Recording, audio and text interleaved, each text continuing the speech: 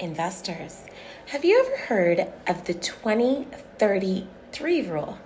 If not, and you got into the market and you're over leveraged and feel stretched, this could be why. And for those who are looking to get into the market, live by these rules. You should be putting 20% down as an investor in Ontario. Your monthly mortgage shouldn't exceed 30% of your monthly income. And here's where it gets a little tricky. In terms of three represents that the purchase price of the property shouldn't exceed 3 times your yearly salary.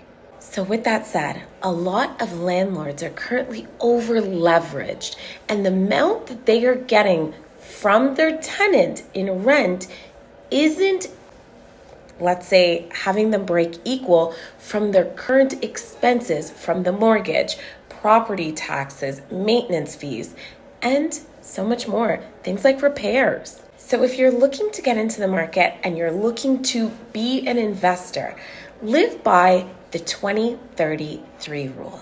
Now, I just want to reiterate, point number 3 was a little bit tricky. When you think about it in retrospect, that you shouldn't be buying a property that is above 3 times your yearly income. When you think about what things are worth and selling for within the GTA, you quickly realize the math is just not mathing. So here's what I'll say. If you are looking to get into the market as an investor, reach out to me.